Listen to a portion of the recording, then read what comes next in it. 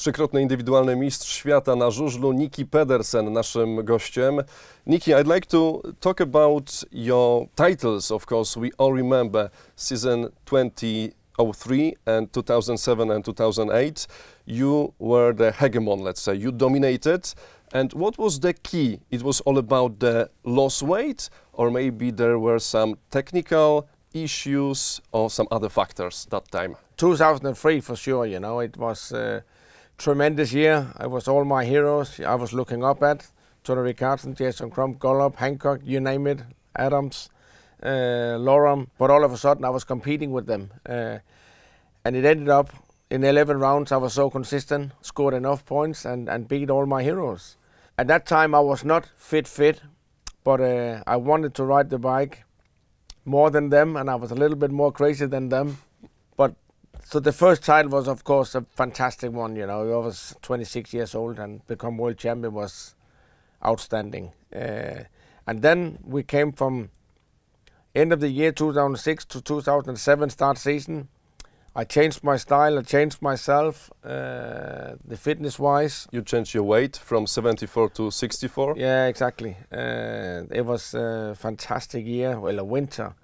And then I just shaved off the hair just before the first practice as well. To be sharp. To be very sharp. And I think I was the one that actually changed the whole culture in the sport. Before you was also fit, but you were not that fit. And nowadays, speedway riders is more like a jockey, like the horse riding, that you're not allowed to be more than 62, 61 kilo. If you're more than that, then it's tough to be world champion nowadays. So 7 was fantastic. I was beating everyone. I was gating. The key for me was was probably the gating. I was gating very well.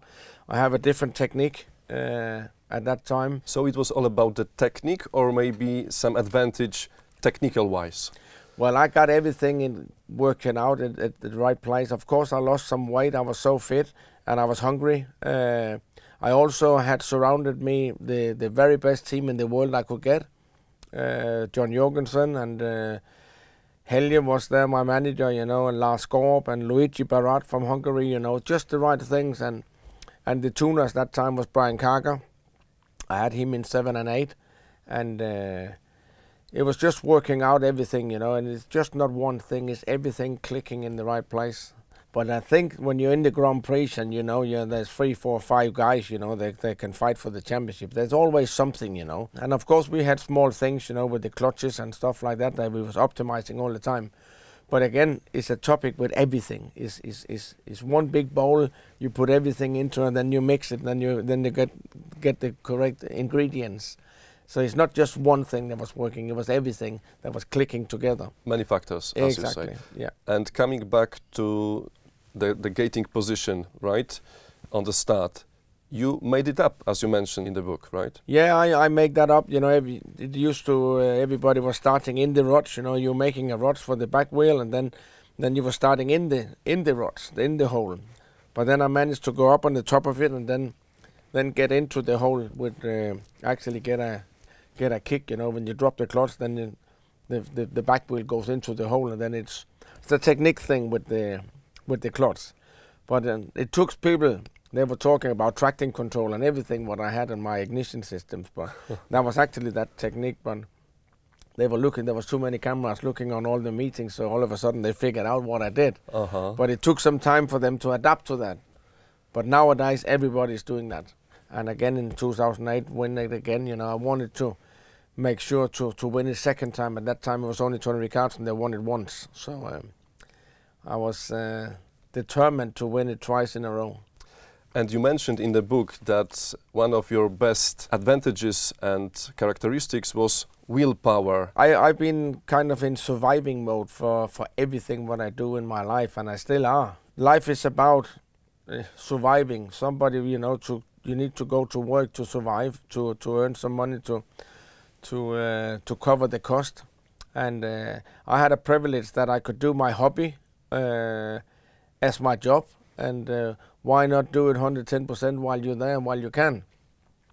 So I was always so focused and determined to win and I hate losing races. Of course, it happens in sport, but analyze it and get the best out of it and learn from that.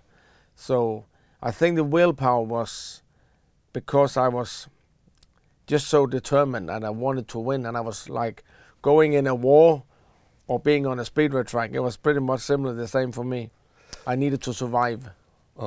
So the biggest advantage of yours was the willpower, and was it the same with the mental strength? I've always tried to be as honest as possible to myself, and having that strength. Of course, I have doubt with myself as well, and a doubt about races, and you cannot just say I'm gonna go win tonight. You can have the ambition you want to win.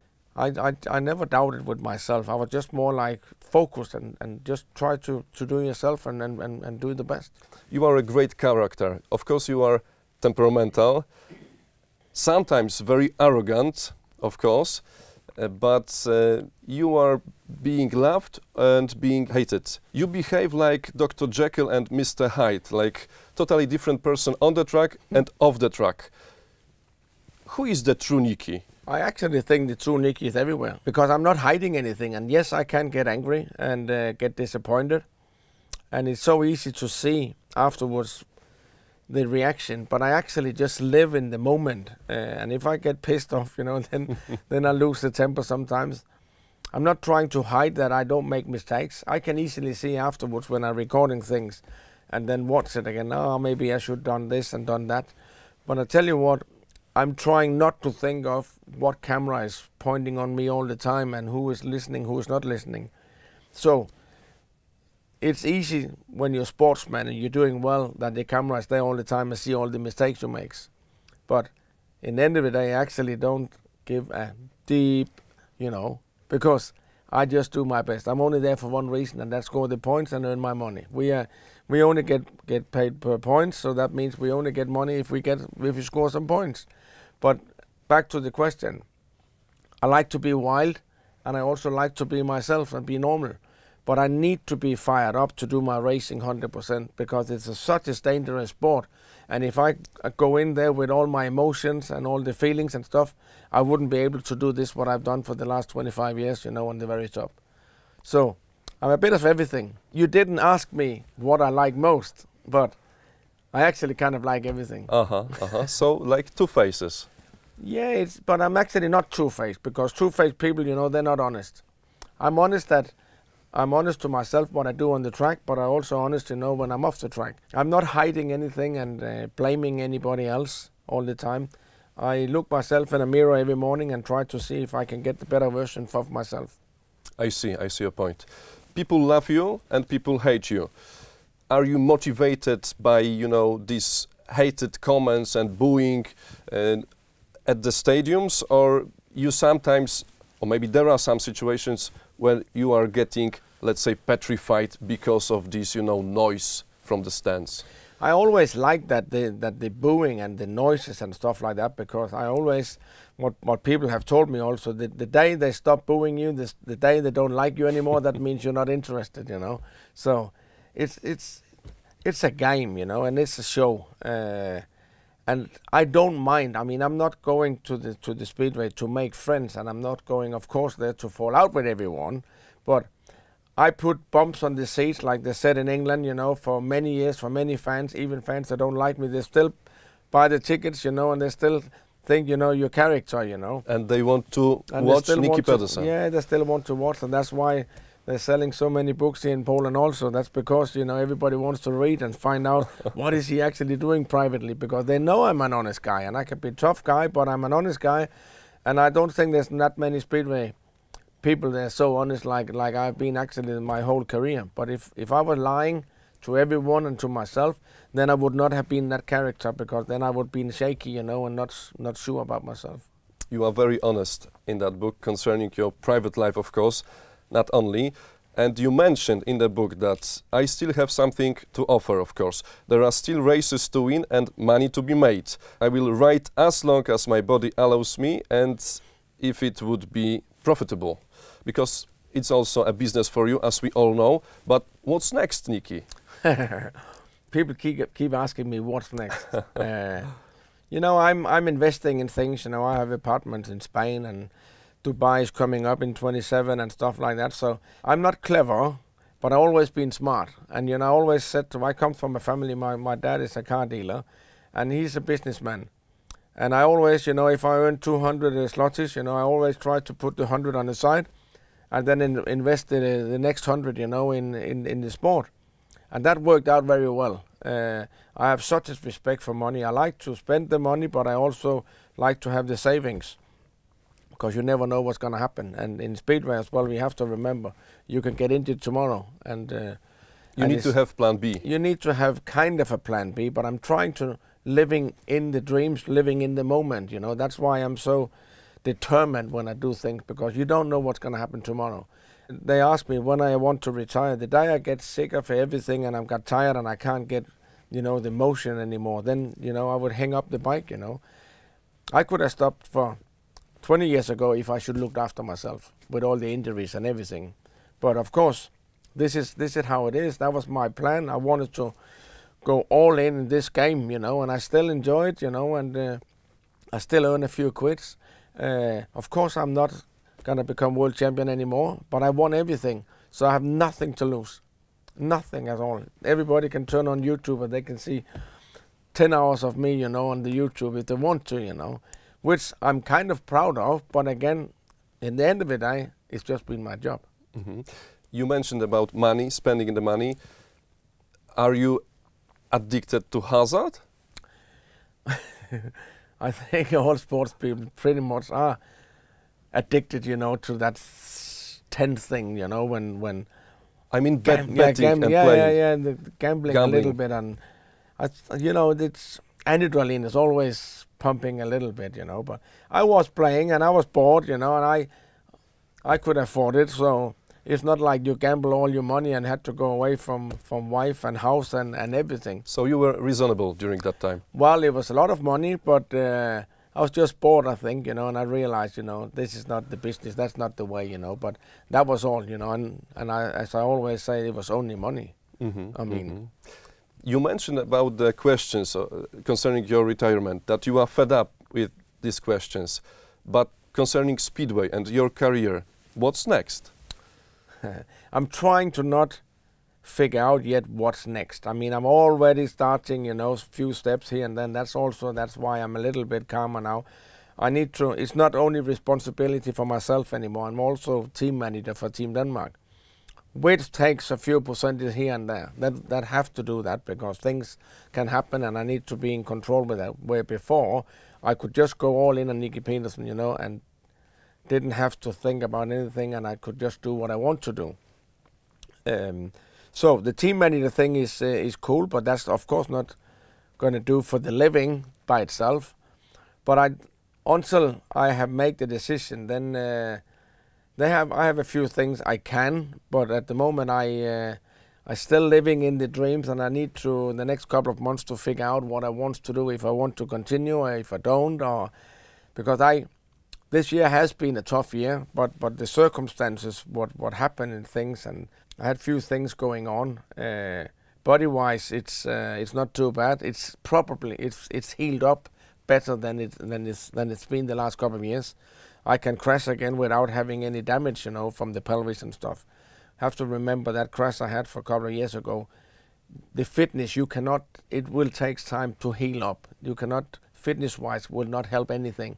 It needs time before it's correct again. It could have been like ending the career injury. That could 100% had ended my career, but I would have been sad if it had ended because of that, because I still done a couple of years now, and that's been tough 2 years, but I'm glad I did it, because that means, I will not doubt myself for the rest of my life, and I would be sad if I was doubting, could I have continued after this crash or not? You mentioned in the book, and as I know you, of course, you want to decide independently, but there were some situations in which you were really close to retirement, injuries, right? But of course, as we all know, you want to decide on your own about that. It would be sadness to have a doctor that said that you cannot, ride your bike anymore. But again, this is dangerous sport, this is life, you know, it's tough game, you know, but so far so good. I've been racing Speedway for more than 37 years. Who have ever done that? I've done the Extra League for 20 years. I'm 48 years old, and I'm the oldest in Extra League also, so what more can I ask for, you know? It's a privilege. I could have retired, you know, for, years ago, and I won everything, and you should be proud of that if you have achieved things like that, and I am. Good to hear. So, what do you feel under your skin, like Extra Liga next season, or maybe second division next season, or like focusing on your son, on your nephew, on being the coach of the national team?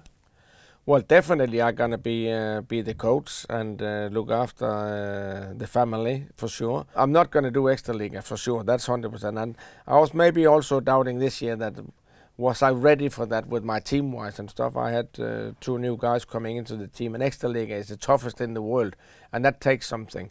But you know, that was the offer, and I think, yeah, why not? You know, sometimes you need to gamble, you know, and flip the coins. It was tempting. Yeah, it wasn't. It's not about money with things, but sometimes, you know, should I get the oldest in Extra Liga?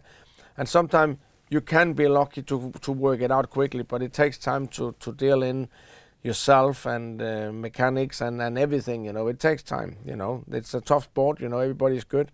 But Extra Liga is that level. But honestly, next year would be definitely better with a second Extra Liga for me. But we'll see in next couple of months what's going to happen. If I get hungry and motivated, then I know I'm not scared of the racings, and I still have the gating gloves, the fast engine from Kowalski. So let's see what's going to happen. I hope that you will still be very hungry, of course. And regarding your son, Mikkel, he's, of course, mini speedway rider, 85cc. How do you see his future, let's say, near future? I was always hoping that he didn't want to ride the speedway bike, because he's lovely friends to his school classes, guys and stuff like that. He's such a calm guy, you know. But he wants to ride the speedway. I'd rather he was playing handball or football, you know. But he wants to ride speedway, so of course I support him. I even get black fingers in the pits, you know. I have to work hard for him. But we have such a good time together when I pick him up, the talks we have in the pits and the moments and the way he can focus and be professional. I like that, but I'm afraid of all the injuries I've had. I wouldn't put that on to my kids, because it takes something to get all those kind of injuries, and that's the downside of the sport. But so far he's been cool, he's been good, and they even say, I got a text message from Jason Doyle the other day that he saw I put something on Instagram, and he said, he have the gating gloves on like daddy, you know. So he enjoys it, you know, and I support him when I can, you know. But how far he can go with that, I don't know. But right now we just enjoy each other. It's just like fun. Absolutely just like fun. But you know, you mentioned about the injuries in speedway, but there are plenty of injuries in handball as well. And your daughter, Mikkeline, plays handball, right? Yeah, absolutely. She's good at that, you know, and she's so cool. She hides herself on the media and the all the press and stuff. Doesn't matter. She don't care. Actually, Daddy is a famous speedway rider. She just wants to be herself, and I like to have that she have her own character. It's nice that they live their dreams and not the parents' dreams, you know. Just because of who they are, then they're bigger. She's so smart with that. She just wants to be her own. Very good approach and mindset, I would say. And coming back to the end of our interview, which I really appreciate, of course, Speedway of Nations is ahead of us. Team of Denmark, in the past, 2 bronze medals. How do you see your chances? Of course, Mikkel Jensen, Mikkel Mikkelsen, and Leon Madsen, and you are going to fight at the Moto Arena Stadium. What are your advantages, and what do you think? Gold is probable? I definitely think that gold is probable. It's going to be tough, but it's going to be tough for everyone. I think it's going to be hardest for Poland. Of course, Poland is home, and they're usually good at home. But then they never won the sun before, so I know they're hungry too. But so is Australia, so is England, so is Denmark. So it's gonna be tough. it's down to the very end who's gonna. You need luck, but luck is something you work for also. So you need to get the team to work to click together on the day, and it just not started. You know, when the meeting is on, it started for some little time ago to try to build the team up and be responsible for each other and help each other, and then again, when the race starts, it's only 1 minute, it's 4 laps. They need to go out and show their best and show that that they want to win. But it's it can go to everywhere. Was it tempting to write, not only to be the coach? No, well, I did that at SWC because there was 5 riders. But when it's only 2 on the track at the time, now it's now I've been there, done that. You know, I've been on the top. You know, for Denmark for more than 18 years. So I've done my bit. Now I do it from the side. You know, and it's nice to see the guys are listening to me when I say something. Good to hear, of course. Last one. What would be the key for Team Denmark on Motor Arena track? The key would be the team spirit, you know, and the willpower. I need to put that thing into them that they really needs to be hungry and need to show they want to win, because everybody that day is fired up to win. So it's whoever they want to win most, they're capable to do it. Thanks a lot. It was a pleasure, Nicki. Thank you. Thank you, buddy. I polecamy autobiografię Nickiego Pedersena.